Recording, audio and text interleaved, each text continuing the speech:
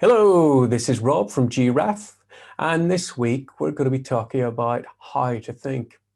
If you remember last week, we discussed thinking time and how it's crucial to not paying the idiot tax, not paying the cost of making the wrong decisions in your business. So let me fire up my PowerPoint and let's get talking about how to think. So, how to think. I believe there are 5 core disciplines to thinking. And the first core discipline is asking the correct question.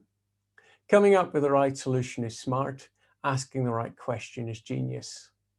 And asking the right questions achieves 3 fundamental things. First of all, it drills down to what your core problem is. Secondly, it makes that problem solvable. And thirdly, it expands the number of solutions to that problem. So first of all, you need to define the right question. Secondly, you need to consider, are you seeing the symptom or are you seeing the core problem? Because every problem creates a lot of symptoms, but you need to drill down to first principles. What is your core problem and what is causing that problem? Once you've done that, you can start and come up with the correct solution or correct solutions. Third key discipline of thinking is about assumptions. If you assume something, you make an ass out of you and me.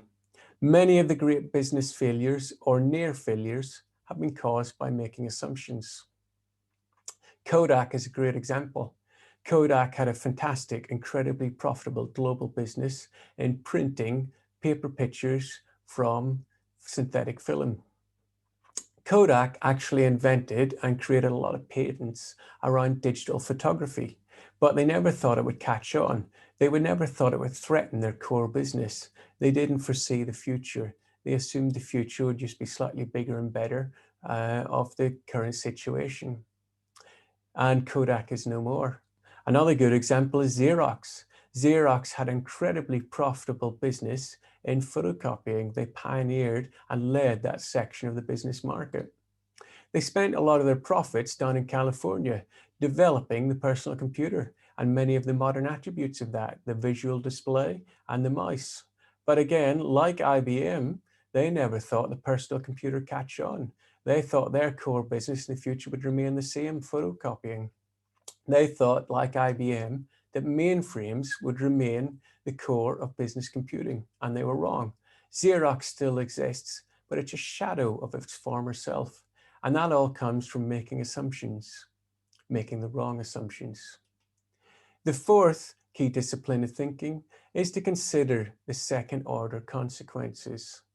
Is the solution that you've come up with correct? If it's not correct, what is the risk of taking that action? What is the risk of implementing that solution? And the other second order consequences are, what are the consequences of taking that decision, of implementing that solution and creating further problems that are unforeseen? What effect could those further problems have in your business? Once you've considered the first 4 disciplines of thinking, the 5th is about creating the machine. It's about creating the machine to solve your problem. You need to come up with an implementable plan. You need to allocate resources, both in the form of money and human resources, to implement that plan. It's a good idea to come up with some SMART goals that's specific, measurable, achievable, realistic, and a time frame for implementing that plan and solving your core problem. Any thoughts on how to think and my 5 key disciplines? Just drop us a line or leave a message on the LinkedIn feed.